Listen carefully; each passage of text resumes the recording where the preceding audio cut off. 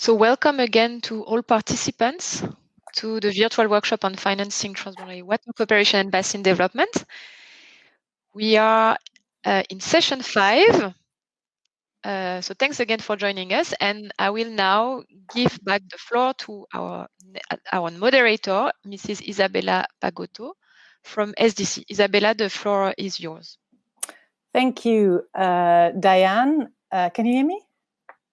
Yeah. Yes, we can hear you. Okay. Thank you for giving me the floor. Welcome. Welcome. Good morning, good afternoon, good evening. Bonjour à tous. Buenos dias, buenas tardes. Well, my name is Isabella Pagotto. I work for the Global Program Water at the Swiss Agency for Development and Cooperation, and I'm here with you today for session 5. I would like to welcome you warmly to this session, which will consist of an interactive discussion among countries, a river basin organization, and representatives from various financial institutions covering different regions of the world. I heard also that the group discussions yesterday afternoon, but also this morning, were very lively and interesting. So before we're going to go into the session, we will have a short reporting back from this group discussion. And for this purpose, I would like to give the floor to my colleague Niels Vlaanderen from the Netherlands. Niels, you have 5 minutes, maximum 5 minutes to do a reporting back from the group discussions. Niels, the floor is yours.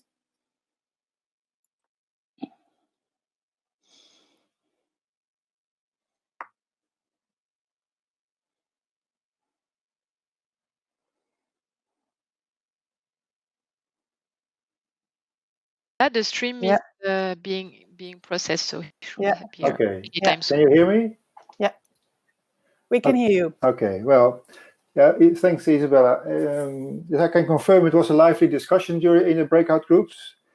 It was very rich, so I have to be selective in my reporting back. So I will start with giving some of the main points of discussion or results of the discussions. There was several questions posed, and I go after mentioning the question, I will say briefly what's brought up in the discussion. So on the question of what types of challenges you have experienced in securing or allocating financial resources for processes, institution and water-related project at basin level. Well, one of the main outcomes is that it's the essential role of the joint arrangement and body. But often still the lack of that is preluding funding. So in international organizations that finance projects always require that there is an organization and with a legal basis before they can fund.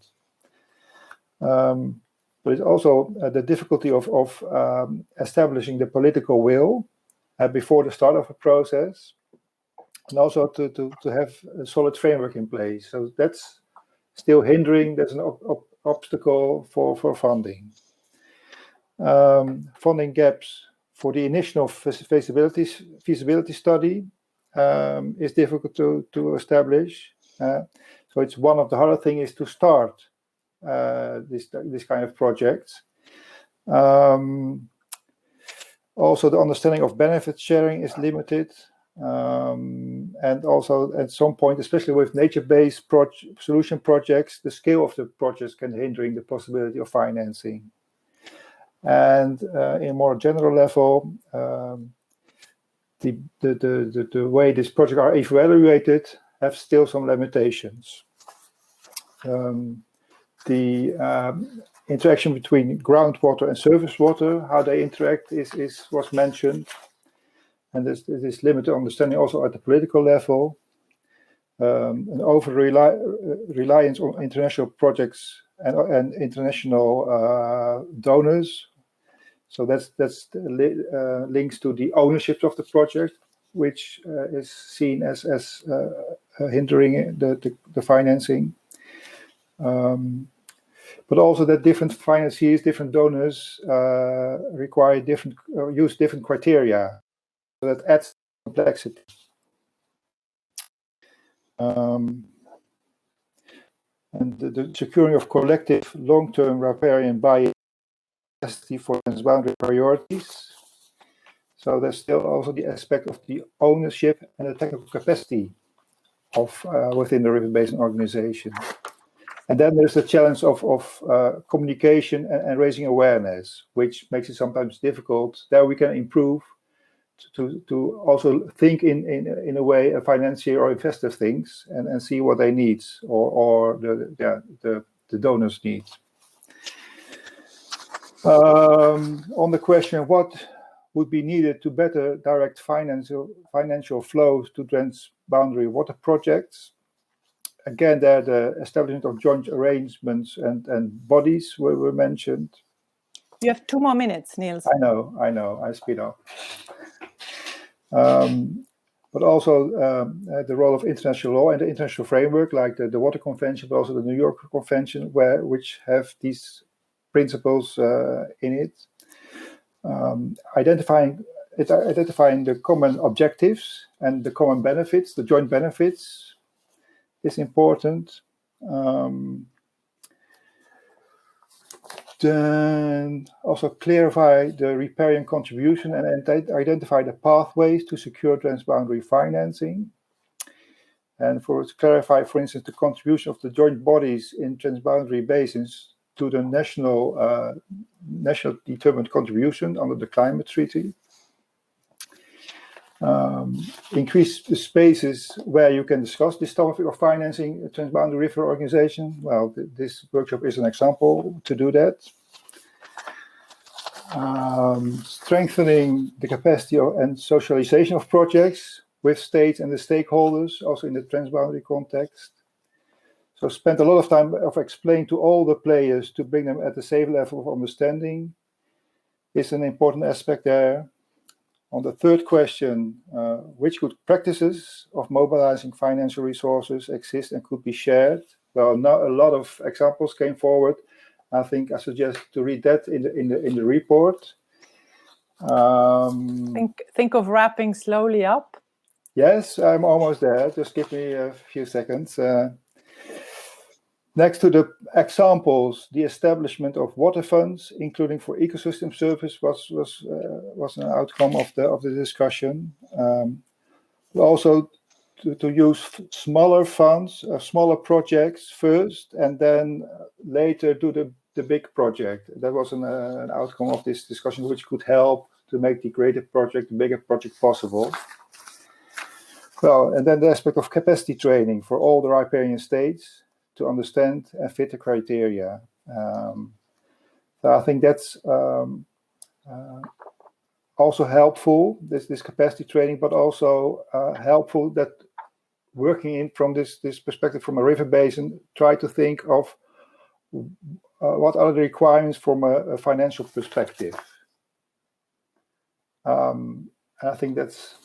I think this is sufficient. A lot. So it was very rich, and I think we can follow up or do something with it later. But this is for the moment a small overview. Thank you very much, Niels, for sharing with us the elements of the rich discussion happening in the groups. We really wanted to get that out to all of you this afternoon. So to all participants, we will have the opportunity for further question and answers later on in this session. So please stay with us. This session, as you can see on the slide just in front of you, will include a discussion between a representative of a country. We have Ukraine, we have a representative from the Zambezi River Commission, and several colleagues from multilateral development banks covering different regions of the world to share their views on the challenges, but also on the opportunities related to the financing of transboundary cooperation. The objective is also to try to reflect a little bit on how they, but we all, in the current challenging socio-economic and environmental context, question on this issue have been asked yesterday from the floor already. I think it was yesterday in the afternoon or morning. related to the COVID-19 pandemic, its tremendous impact on the economy, climate change and other catastrophic events, locusts, we have floods and other issues. How can they and how can we join forces as a community to make sure financial resources are channeled to transboundary water cooperation and basin development activities? So the panel this afternoon consists of Mr. Evans Kazeke, Acting ZAMCOM Executive Secretary. Welcome to this session. Ms. Maria Spancic, Head of the Division of Water Cadastre Administration and Water Monitoring from the Ukraine. Ms. Aiju Wang from the World Bank's Cooperation in International Waters in Africa. Ms. Chris Severin, the International Waters Coordinator from the GEF. And Ms. Raul Munoz Castillo, Senior Water Specialist from the Inter-American Development Bank. So the discussion will be based on tailored questions to be asked, which I will ask to each of the participants in the panel, and participants from the floor will have questions later on. So I would like now to introduce Mr. Evans Kazeke, Acting ZAMCOM Executive Secretary from the Zambezi Commission, for the first round of questions, and Ms. Maria Spancic.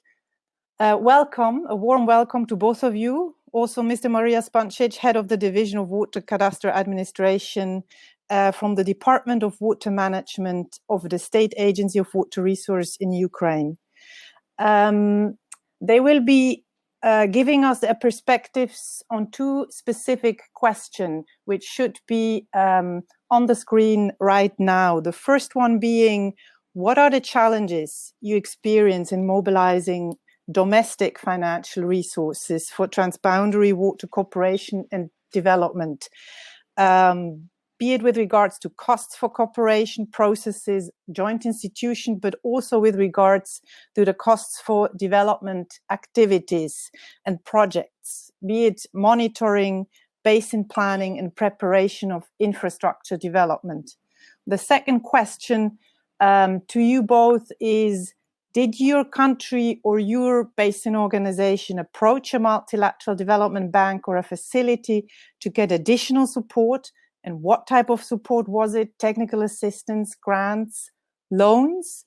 And in what extent has this support complemented your country's and organizations' funding report effort for transboundary water cooperation and basin development? Please, Mr. Kazeke, the floor is yours. Thank you, Isabella. You have 8 to 10 minutes. Okay, 10 minutes. No, that's fine.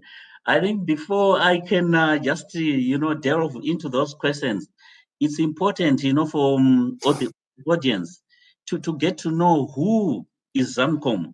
And I'll just give you a brief of Sure. who is, as the context within which to address those questions.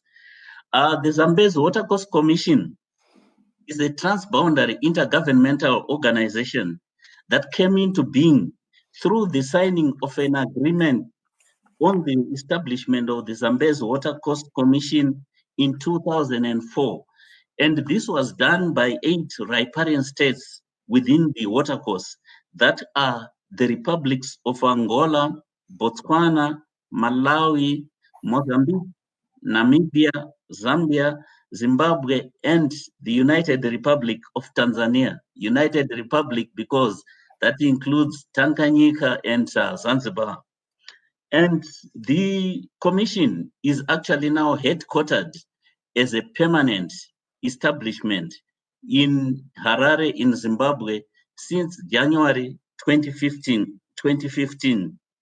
So we've been in actual permanent existence since 2015. And what I would also want the audience to take note of is the workshop to take note of is that the Zambezi is actually referred to as a watercourse, as defined in the SADC revised protocol on shared watercourses, as well as in the ZAMCOM agreement. And the emphasis with the watercourse aspect is that we take both surface and water and groundwater seriously, and which discharges into the Indian Ocean. Now, with respect to the aspect of costs for cooperation processes and joint institution, I would like to give you just as an aspect that there are two components to financial resources that have to be mobilized, for the Zambezi watercourse. For the operations of the commission, particularly through the secretariat, from the startup, when it was a project, when the commission was a project in 2004, financial resources were actually mobilized through the structures of SADC, Southern African Development Community, which was actually the presiding authority over the establishment of ZAMCOM, and support for both the secretariat activities and the other operations for programs and projects were actually availed by the international cooperating partners. They are all actually termed the Zambezi International Cooperating Partners, which include countries like Denmark, Norway, and Sweden. But what has happened was since about 2014, 2015, there was now an agreement between the ZICPs and the Commission that, the for the costs of running the Commission, those are to be borne by the Commission, the member states. So what had happened was in the agreement, the cooperating partners actually were decreasing their finances to the Commission, and this was actually terminated in March 2020, which is this year. At the same time as the ZICPs were decreasing their finances, the riparian states were also increasing their contributions to the Commission for the running of the Commission costs. For example, salaries, name it, maintenance of buildings. And there is now a directive from the Council of Ministers, which is in place, whereby there's got to be frequent evaluation of operating costs of ZAMCOM. And when there's need for more resources, then the countries are actually mandated to increase their contributions to the Commission.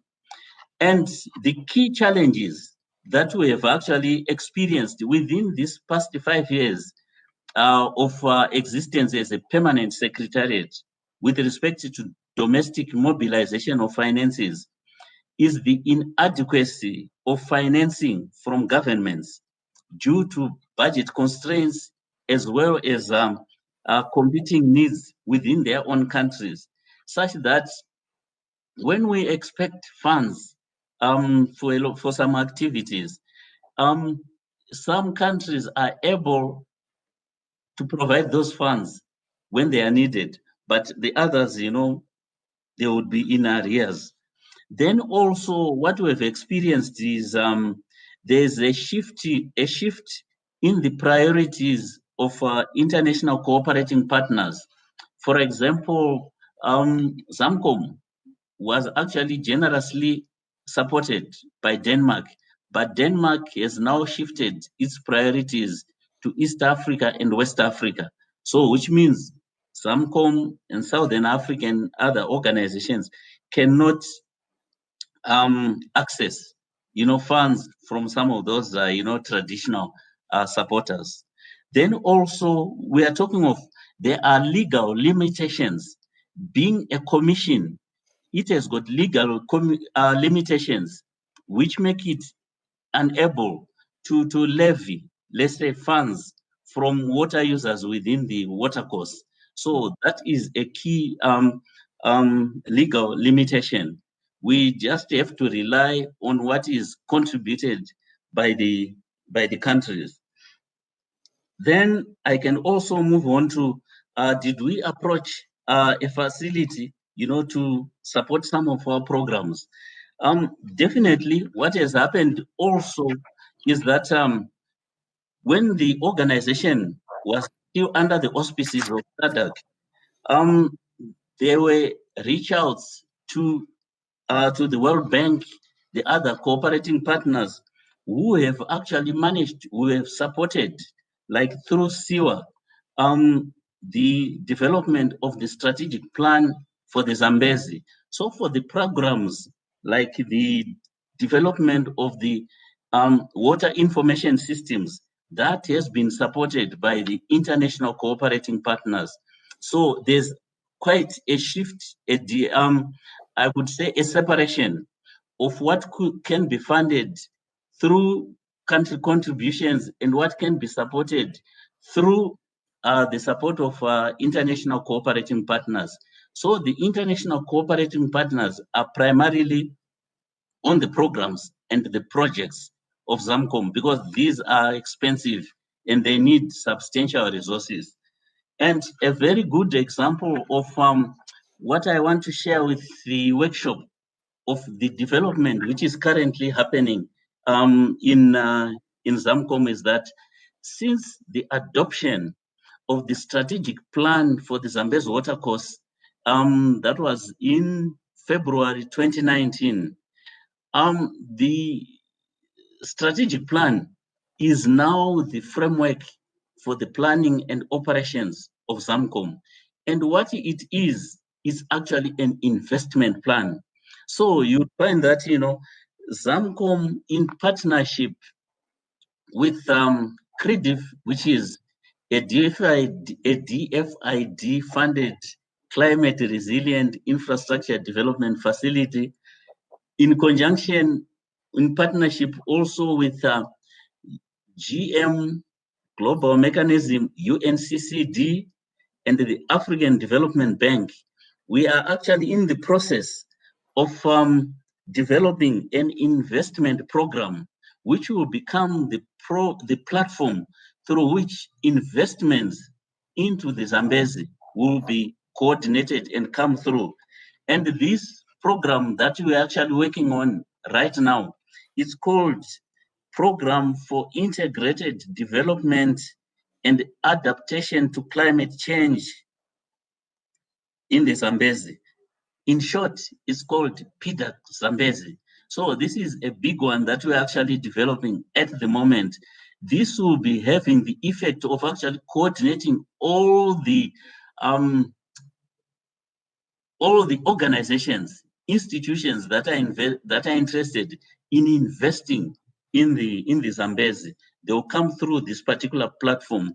And already we have got organizations, cooperating partners like CREDIF who want to come into livelihoods, support the pillar on livelihoods, support as well as infrastructure. Then we also have SIWI, Swedish International Water Institute. They also want to come in on infrastructure and rain-fed agriculture. So this is really interesting. Just try to close. Okay. So I could say that is a major development within the Zambezi. And do I have to go to the third one? Opportunities to do with COVID. Maybe we can take that afterwards. Okay. I will take that afterwards. Okay. And we thank you very much. That was really, really interesting, particularly also this whole new development you've just been describing now with all these partners. We have been hearing cooperation is very key. Just in the session before, I think this is very much being applied here as well. Thanks a lot for this insights. So I would now like to give the floor to Miss Spancic from Ukraine to hear her perspectives on the questions. Thank you very much. The floor is yours. You have up to 10 minutes.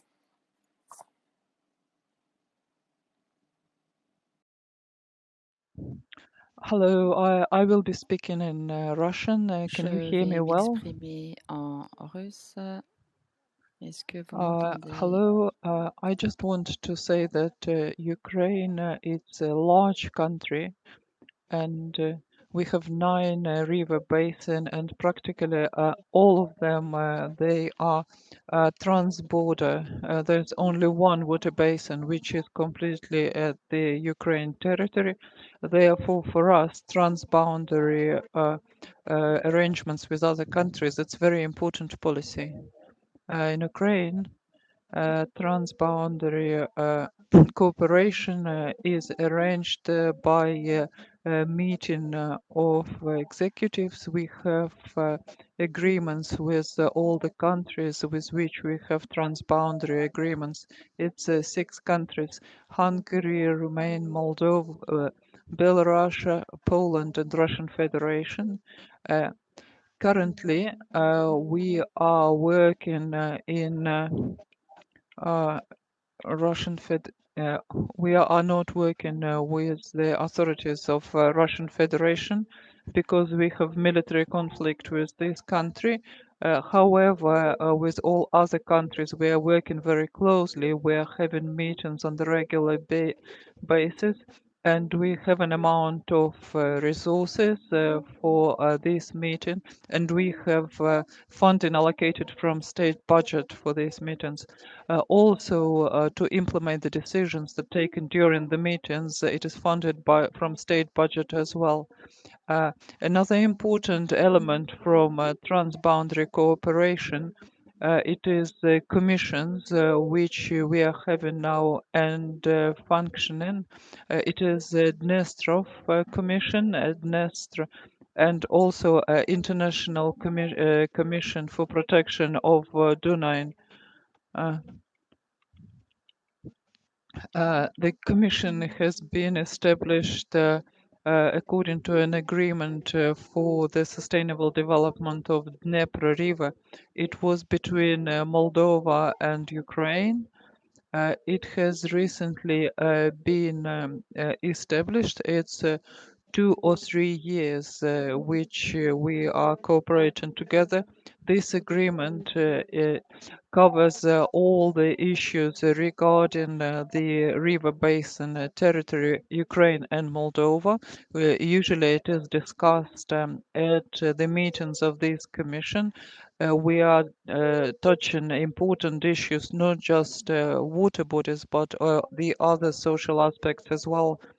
This Dnestr Commission is based upon the principles of the Water Convention for Rivers and Lakes.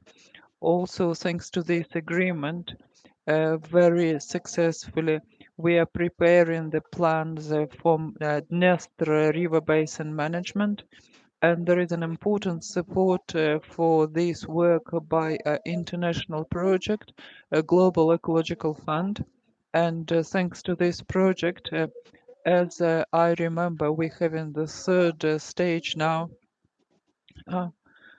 We are making important analysis based on this analysis, we could inspect the whole of the basin, both in Ukraine and in Moldova. We agreed a monitoring program for this water basin, and also using the funds from the state budget, we created modern European laboratory which makes the measurement for this basin in Ukraine. All the expenditure for these works has been covered by state agencies and also by international donors. international projects normally has international funding for prepare strategic documents and for planning of their development.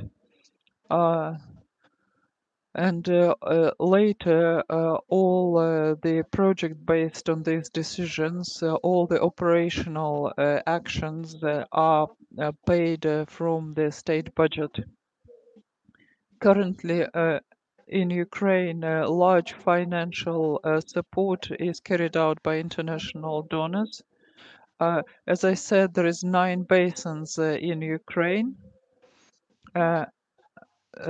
And in some of them we are having a heavy international support, such as Global Ecological Fund, Basin, and European Consortium. It is the organization which operates in six countries. All these projects, they help to carry out the requirements of the water directive, and they help us to bring forward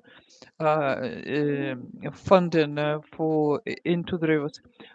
We are, as executive organs, we are trying to control the actions of multiple bodies and bring the funding and use it in the optimal way.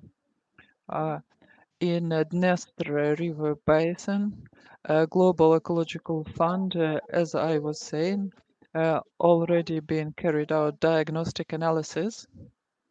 Besides, we carried out large-scale analysis and screening, and thanks to the screening, we added lots of important data into our monitoring system. In Dnieper Basin, we carried out the program of the Eastern Partnership countries. We bought modern equipment for the laboratory, which has been established in Kiev.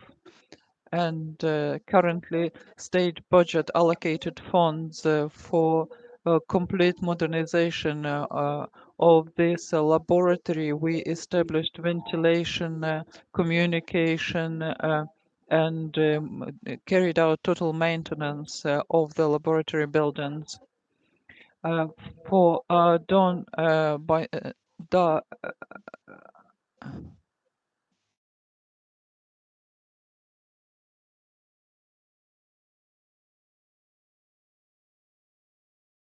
yes, I'm coming to the conclusion. I just wanted to say that it is a very important issue for the Ukraine. It is basin of River Don, which is at the border with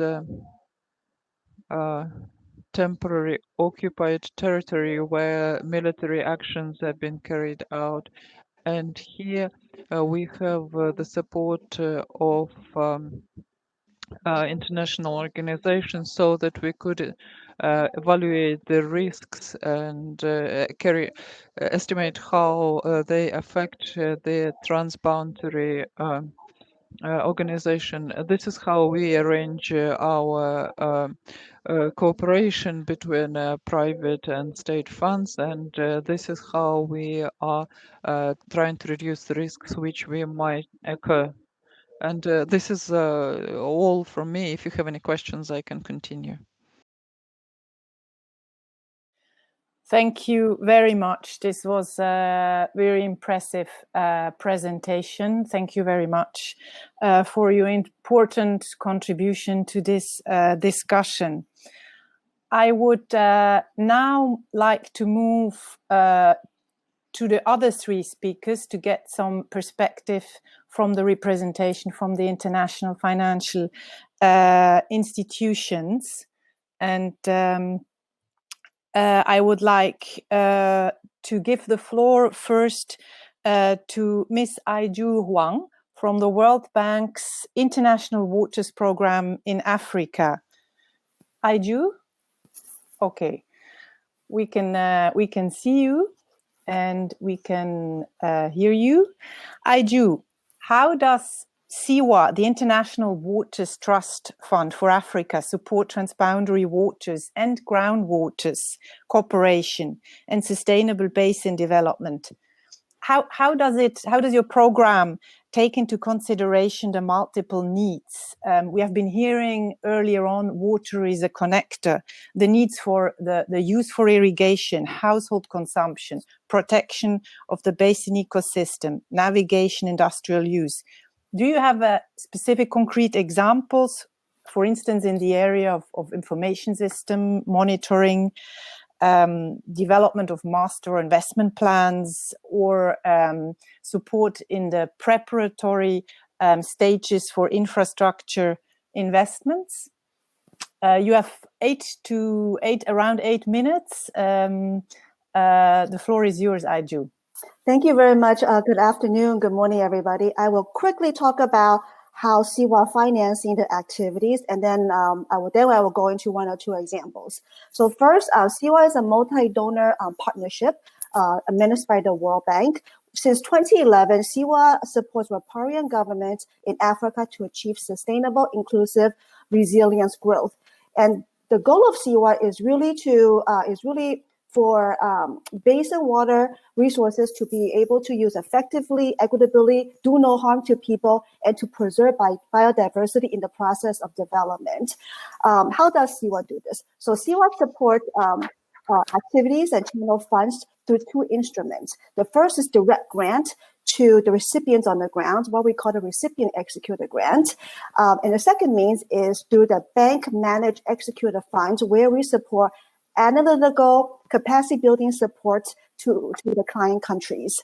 And because of where SIWA is designed, because of how SIWA designed and how and where it's situated, it has the capacity to leverage World Bank investments and to mobilize funds among development partners to support investments in the basins, as well as has a convening power to elevate critical sector issues in the region at the global level.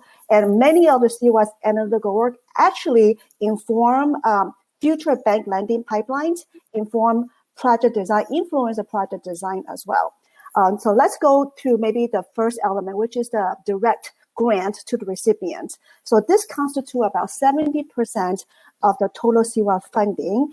And SIWA provides direct grant to river basin organizations, regional economic communities such as SADC, ECOWAS, AGAC, nonprofit organizations, civil society such as Nile Basin Discourse, and also directly to national government. And in terms of the compositions, about 77% of the direct grant go to river basin organizations, RBOs, 6% to the RECs, regional economic communities, followed by about 3% to national governments and about 4% to NGOs. And in terms of the bank, maybe before I go to the bank executed, so many of the recipient executed grant projects, they actually prepare similar way to the traditional bank IPF investment policy investment project. And many of these projects go through the same safeguard procedures and approval process as the bank projects. And in a number of cases, our SIWA funded recipient project actually are co-financed with entities like, for example, the Global Environment Facility, with some donors such as Sweden, and also co-financed with the IBRD IDA funds. So maybe just a context of how we structure those projects. On the BETFs, which is the bank managed work, this constitutes about 30% of SIWA's total funding.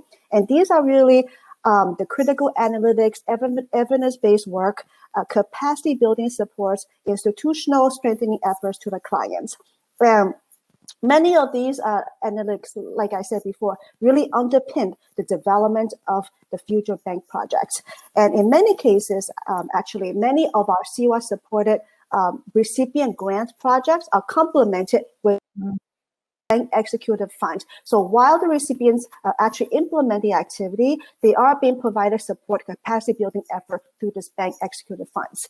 This is where the bank complement the support to the recipients on the ground in terms of the project implementations. So when it comes to different priorities and the needs and and how do we decide where the funding goes. And just because where we work very closely with the Africa region, with the country management units, where they have the direct relationship with the client on the ground. And so, and also by the way that CWAT is mobilized, and by the way, the modality that CWAT utilizes, for example, our active engagement in the priority basins, our strategic engagement, what we call the catalytic supports, we are always on the ground. So we are always constantly know where the demands are. And based on the demands, then we allocate our resources together with our country management units, because we have to align to whatever that we do is actually aligned to the country strategies on the ground. So maybe just give you another example is where recently, the devastating flood happening in Sudan. So we were able to mobilize very quickly to provide first a just-in-time support to do a impact devastation assessment in the country, and now we're doing a direct grant to the recipients on the ground to support that. So maybe just go through maybe one or two examples very quickly. Zambezi, we have Mr. Concessus already alluded how ZAMCOM is working. So he was supported the Zambezi Basin. First, it started with a lot of analytical work, another underpinning analysis that really helped to revive the dialogue between Zambezi and Zimbabwe on Zambezi. And then we have this about $3 or $4 million grant support for the Zambezi River Basin Support Program. And what this does is that this supports ZAMCOM, a strategic action plan, and also some of the development of the decision support systems. And the strategic action plan actually carves out a set of short-term and long-term infrastructure investment plans, and also outlines some of the institutional financing implementation requirements. And then after this, then we have another recipient executed grant, which is about $6 million directly to ZARA, which is a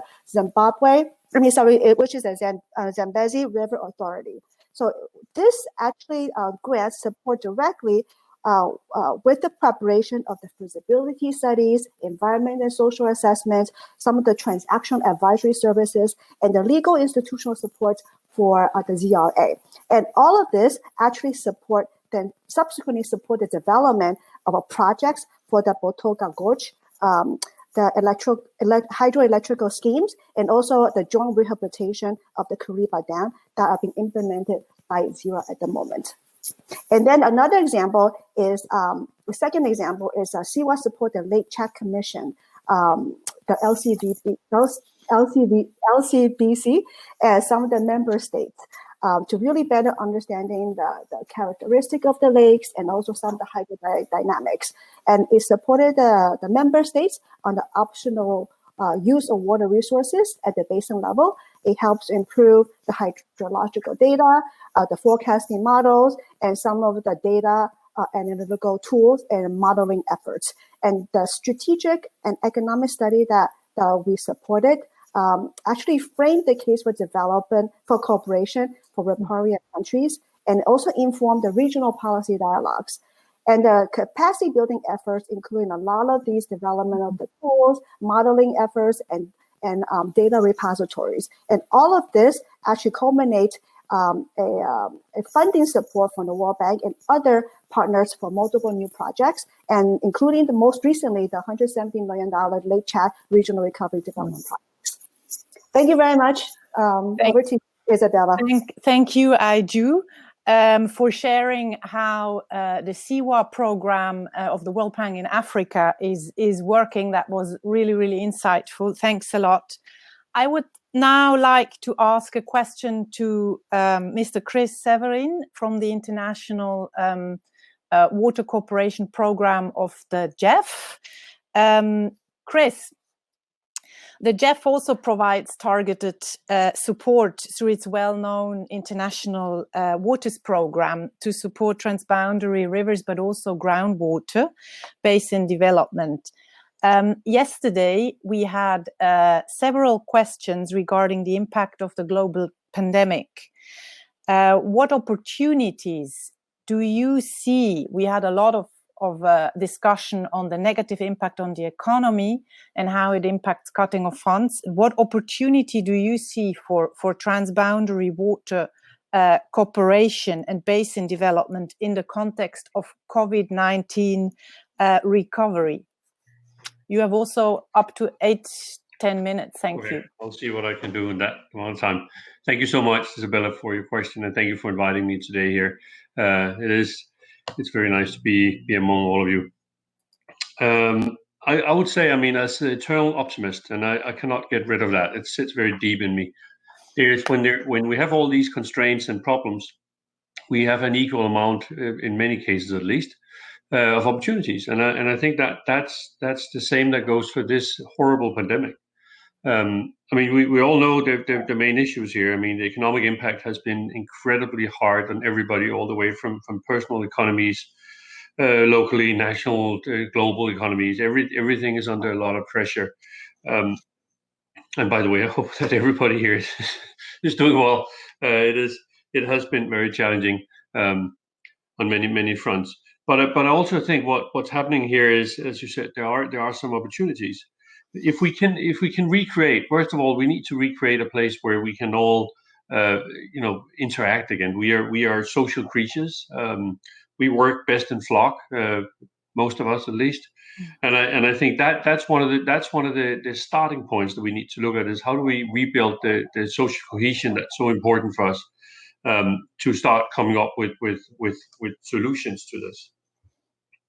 So when we are in a place where we can start getting into a normal social contact space, I think one of the opportunities here is, well, the first thing we need to avoid is that we build back exactly as it used to be.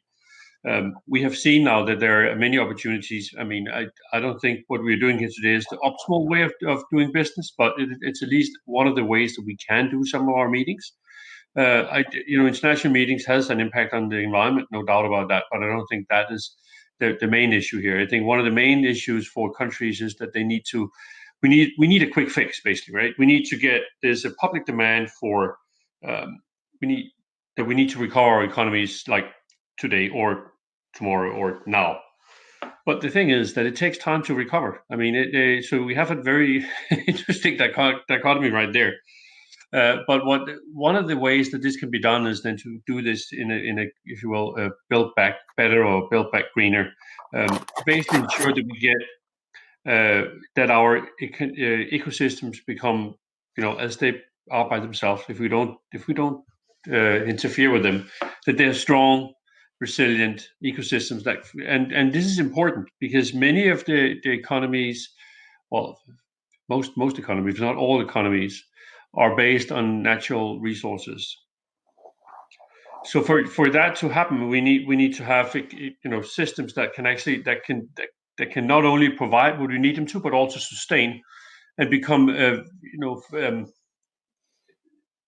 that they can also bounce back from these pressures as we've just seen it now. I mean, one could argue that when we have COVID here is one of the reasons is that we have become much closer to nature and to maybe fragile ecosystems over the last 50 years, where we have seen a tremendous economic boom. But that has, of course, its downsides, and I think we're seeing one of them right here. I'm not saying that this COVID crisis is only because we have been decimating environmental systems, but I do think that the environmental systems will, if we build back greener, include more nature-based solutions, will actually provide just one of the solutions here. Unfortunately, the solution is not something that's going to come around tomorrow, but I think we have to be very careful that we don't allow both our politicians, but also that we as consumers think one more time as we are looking at this road to recovery, is if there are other options than just simply going back to what we used to do. We have seen this. It's not only something I'm just spinning off the top of my head here. We've seen it in all our investments. The latest GF work program that was just approved here, was it last week? I can't remember. Time just flies, and everything melts together when you work from home on your kitchen bench. But that's beyond the point. What we saw was that all the projects there not only had, of course, identified all the constraints, that we're very much aware of all of them, what they are, but also looked at a lot of the opportunities. And so I think that's important because, of course, they're very direct impact right now, but then there's also medium and long-term impacts, both on the constraint side, but definitely also on the opportunity side. And I think that's important when we look at this. That it's not only downward spirals here. There's also some opportunities, and those, of course, are. I mean, you could see when you don't have tourists in a basin, that of course is a big issue because you don't have any income, but you also have a system that all of a sudden starts acting like it should be. So the same goes for a lot of the. I mean, you see this both on the freshwater side, but also on the marine side. As soon as you release the speed from the pressure from the accelerator, we start seeing systems bouncing back very fast. So that is a big opportunity, of course. So now we have systems that have had less pressure over nearly a year now, and so I think they are at a place where if we just take care and think a little bit more thoroughly, and if possible, start using more of these nature-based solutions, then I think we're going to have looking at a brighter future. So I don't want to belabor the point, but I think that's my main point here, and I certainly hope that as we go through this over the next months, because this is not done yet. I mean, this is not something that's going to recover in 2 days or 2 months or 3 months or 5 months. The healthcare implication of this is going to take a long time. The economic impacts are going to take years to recover from, and that's why even though we want to see a swift recovery like today or tomorrow, I think we also have some time on our hands. So if we start doing the right investments now, I think that by the time everything opens up and economies are more or less back to where it used to be, and that may take a number of years, I think we can also make sure that the environmental systems are there to support that trajectory. So thank you so much. Thank you so much, Chris, for your perspective on this very crucial topic. I would now like to give the floor to Raul Muñoz Castillo from the Inter-American Development Bank, who can share a little bit what they have come up with their latest Transboundary water support program. Raul, it's lovely to have you here. The floor is yours. Thank you, Isabella.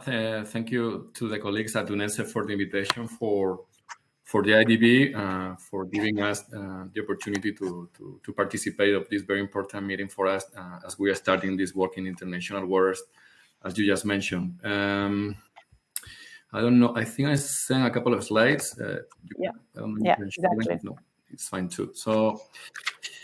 Yeah, so basically, like I said, we are starting this initiative. We started actually last year to promote more the support to countries in Latin America and the Caribbean in terms of cooperation and transboundary water management in different basins in the region. So we are relying in three main things. We are relying, making sure that we're mainstreaming this into the dialogue we have with the countries through our country offices. We are a very decentralized organization. We are relying on science and knowledge, and we want to actually work with three main initiatives that we have at the bank in terms of innovative finance, which is the IDB Invest, is our private branch, is the Natural Capital Lab, which is to promote natural-based solutions and green infrastructure portfolio within the region, and the integration facility. So if you can go to the next slide.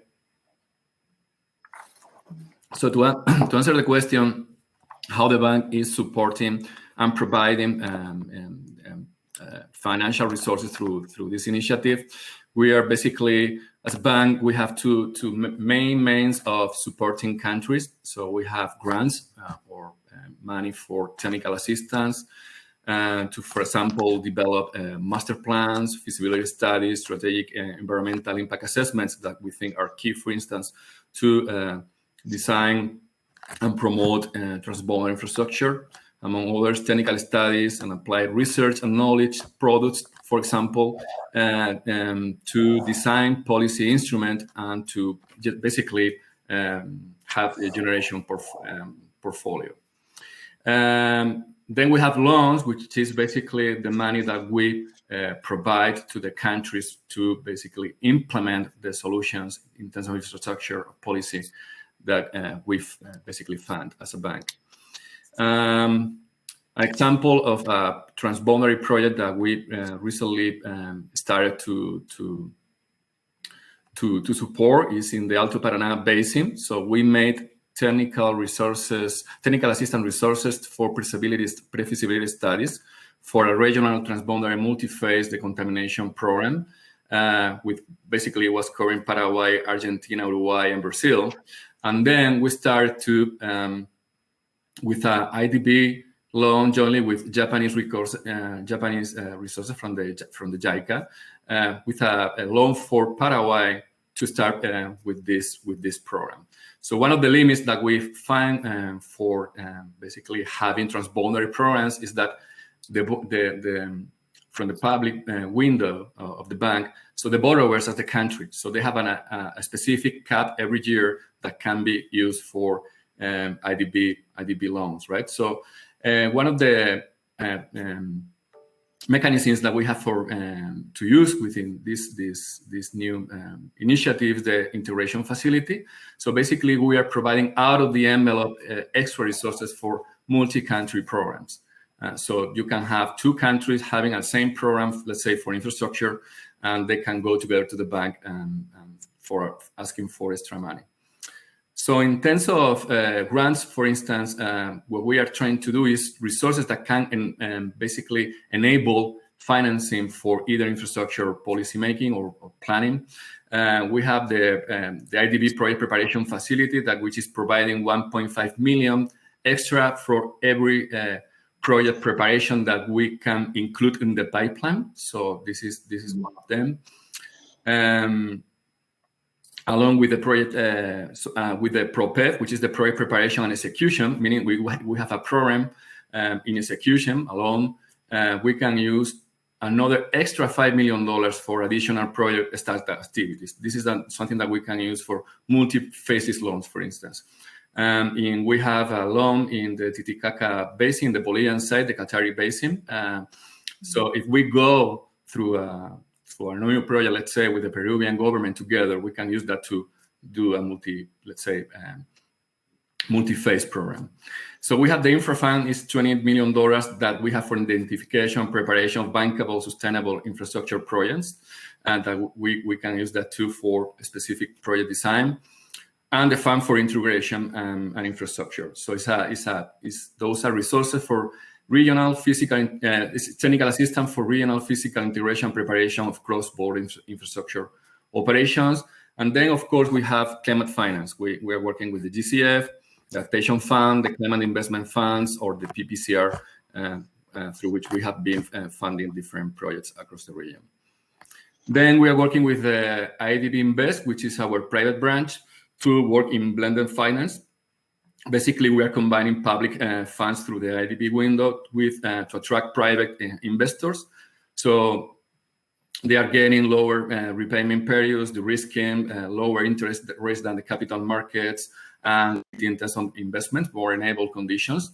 In exchange, they have to basically comply with different requirements in terms of climate change components, gender, inclusion, and sustainability, of course. So, and we are benefiting this kind of investments within the portfolio.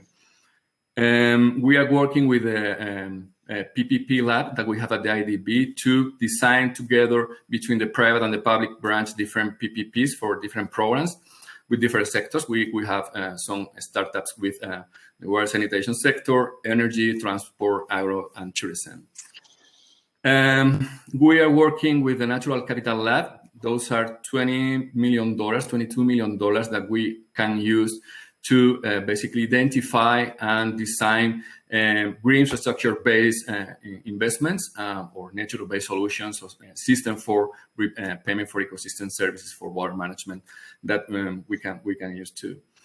We have the World Funds. which is a program that we have across the region, 25 funds, which was supported by the GF. We have Chris here. Of course, the GF is one of the main partners and source of finance that we have to start with, working in different programs. That the program that we are right now preparing for the Pantanal. And we are piloting, we're starting to do some research and technical assistance to pilot green and resilient bonds and maybe water markets based on basically water quality, cap and trade kind of markets. We're exploring a couple of sites to pilot this. And we have, for example, also funded by the GEF, the CRU, which is a program for wastewater treatment in the Caribbean. We use $3 million for create an credit enhancement facility in Jamaica. This is basically this is the first non-sovereign guarantee PPP for wastewater treatment in the Caribbean. So we leverage $3 million grant with $12 million of private investors in Jamaica to promote solutions for wastewater treatment. And I think this is all that I have for basically be within the 10 minutes that I had. I'm happy to answer any questions. Thank you very much for this, for sharing how you're supporting Transboundary Water Cooperation Basin Development and what tools your organization provides to countries and organizations.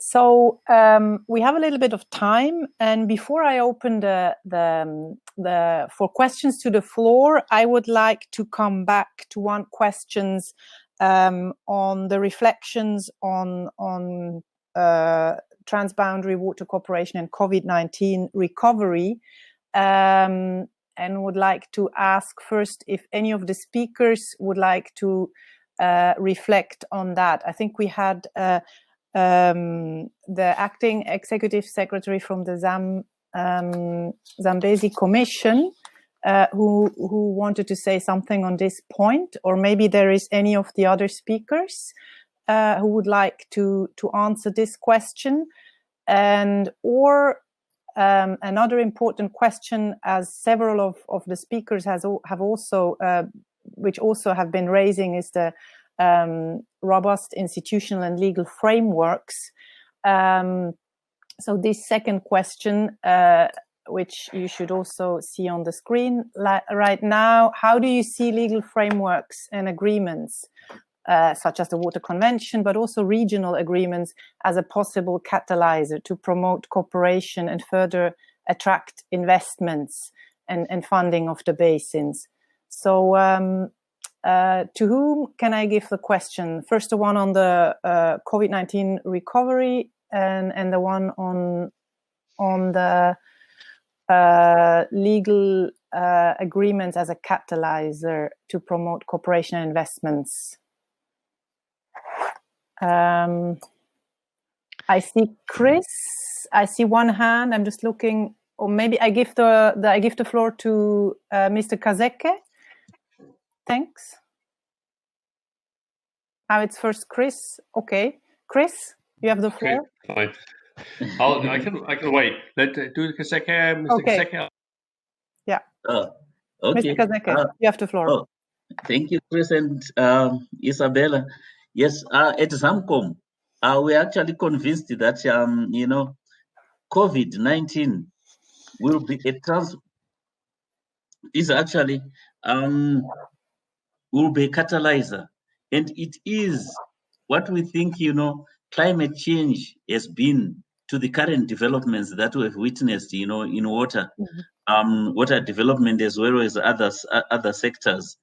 And if we reflect on what has been happening, like in Southern Africa, the incidence of COVID-19 has actually emphasized the inadequacy to non-availability of water for the simple purposes of washing, as well as provision of food.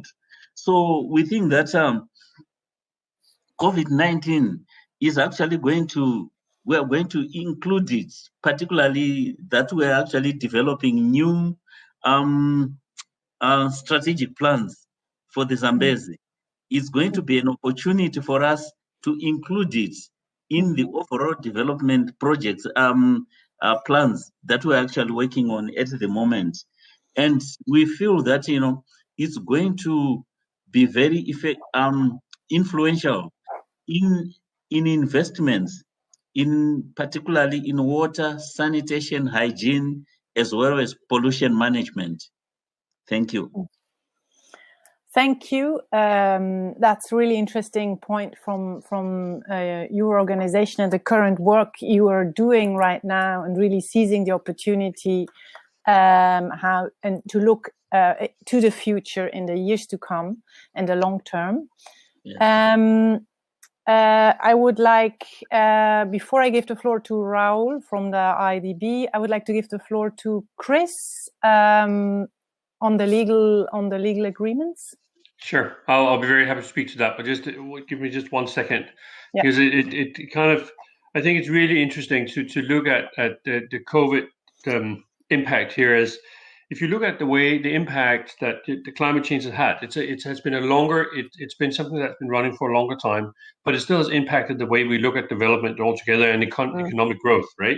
When you look at these short, very, very drastic impacts that world wars and regional wars or just normal armed conflicts are having between countries, that also kind of restarts, and it gives a shock to the system that kind of makes it real. Oh, we need to change our way of behaving, and I think so. You could actually put the COVID here, and I'm pretty sure as we come, over the next, many years, where we're going to be talking about COVID and COVID impacts and how it actually changed the way we both managed it as well as acted on local level and national and global level. So I think this is not just a little it's not just a little thing. This is something that's going to be there for a long time, and we'll be working with and around these issues for a very long time.